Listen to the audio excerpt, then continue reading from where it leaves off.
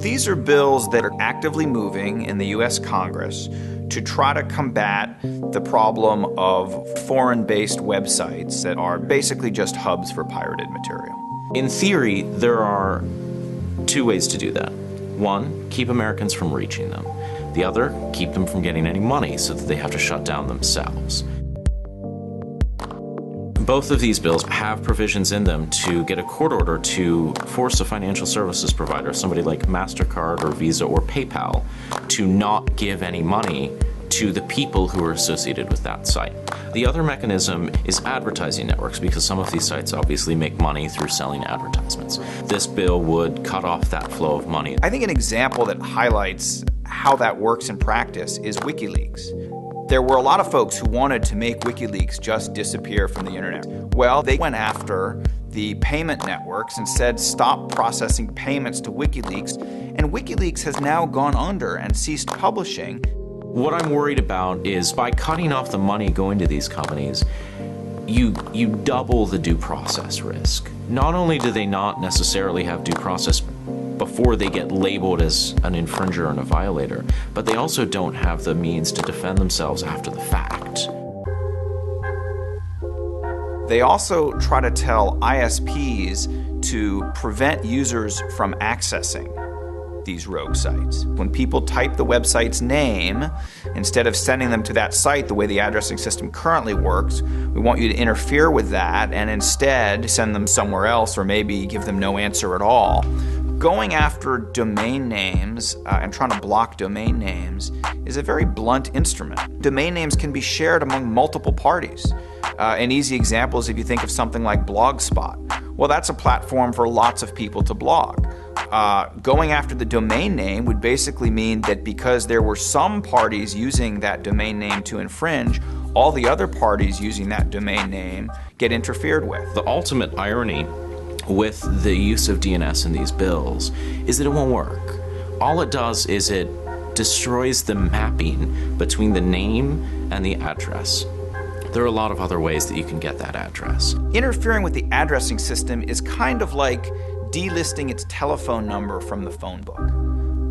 Anyone who knows the number can still call it and can still talk to the person there. They just can't find it in the phone book anymore. If it were just ineffective, you might say, well, what the heck, let's try it. If it even stops a few people, that's okay, because it's all positive. Unfortunately, it has a bunch of negatives as well. Experts in the field will tell you this creates some significant problems for cybersecurity. The really big worry is that people will get annoyed. People will get annoyed when they can't go to some websites, or they'll be worried that they won't be able to get to some websites that they want to get to. People will decide, I'm not going to go to my ISP's DNS resolver, or I'm going to download this plugin because I don't understand what a DNS resolver is, but somebody else has made it simple for me. Behind the scenes, here's what the plugin is doing. Instead of relying on their ISP to do that address translation, they're relying on some offshore DNS service. At any point, though, they could decide, not only do we want to route our users to infringement sites, what if we occasionally take some of them and route them to fake banking sites and try to get their ID information? So if users in the United States en masse start switching to foreign-provided DNS services so that they don't have to worry about what this bill may or may not do to their legitimate activity, then we have a real problem. We will tell search engines to no longer provide search results for those sites. A court order would be sent to a search engine to say, you're not supposed to return any search results that take people to this site. So essentially take it out of your web index. It sets a really dangerous example internationally. It's basically the US embracing the idea that when there are foreign websites that contain content that would violate a domestic law, it's okay to try to block access. We have to think about, what if another country did that? What if another country looked at how search engines worked or how the internet architecture worked? And what if they passed laws that changed that to reflect their domestic laws? Some repressive regimes already embrace this technique. We're the ones who are out there telling countries we should just have a single global internet. Don't try to be doing country-by-country balkanization. Don't have your country's own blacklist or firewall. When other countries start re-engineering the internet to filter out speeches against the governing powers in those countries or religious expression in other countries, that's something that we condemn. It will greatly undermine our ability to be that global voice in favor of a single internet. And I think we shouldn't be surprised if other countries follow our example. I think that China would say, hey, you're taking the Pirate Bay out of search engines. Why can't we take Tiananmen Square out of ours? We shouldn't be surprised when other countries turn around and say, don't tell us we shouldn't do it. It's a domestic law on our books and someone's violating it. So we're going to have a blacklist of websites.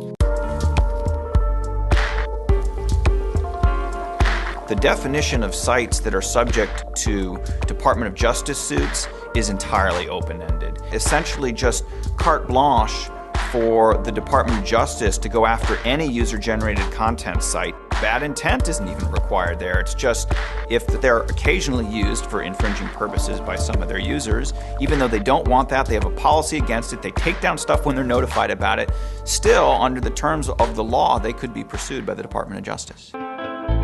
There's certainly a risk in these bills that innovative new services that are getting started are going to have trouble with new litigation risks. It gives the rights holders a big club that they can use to potentially threaten new entrants. They have a waiver of all liability should they voluntarily choose to cut off some site.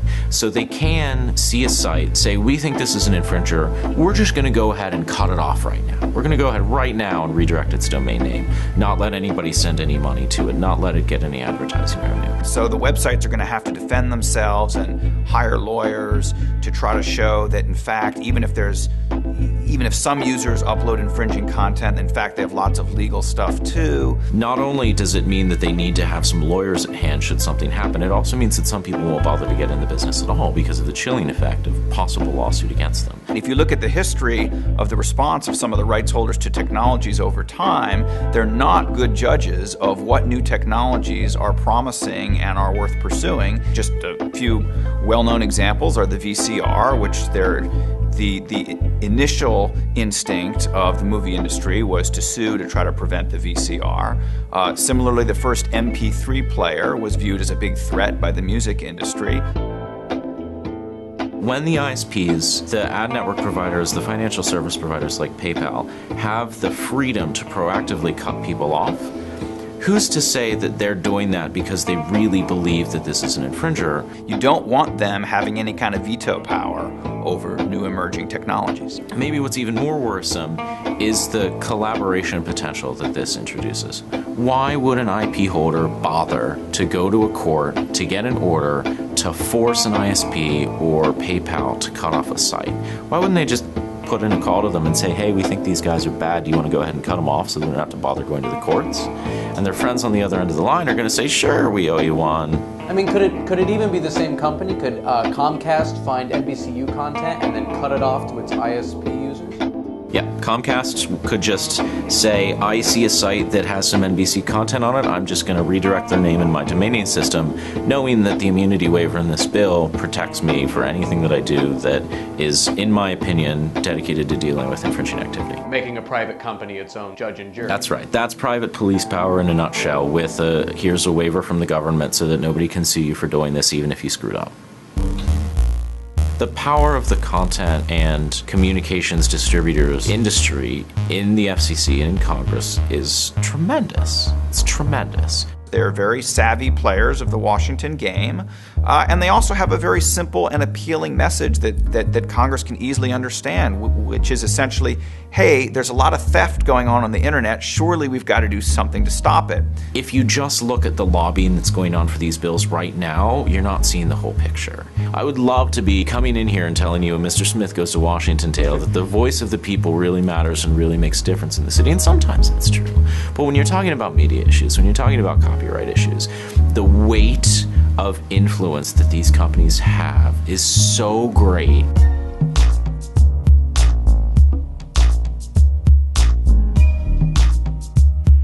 We're talking about a really, really major issue here that has seen extremely little coverage on any form of televised or major media outlet. And this is the problem that we've been working on for a decade.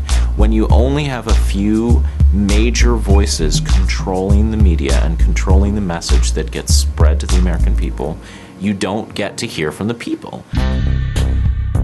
It's not really a compromise bill. It's actually quite similar to SOPA. Both bills have a number of the same flaws. Congress may well move forward with legislation here, and the only way the damaging parts of the legislation will be removed is if there is enough of a grassroots uproar that Congress gets the message. You don't have to know how the technical architecture works to know that you use it, you rely on it every day, and it works for you. Don't mess with it. The internet isn't broken. In fact, it's pretty great. It's been a pretty great forum in the United States and abroad for free expression, for economic innovation, for cultural communication, for everything else that we want the internet to be. We want to keep it that way.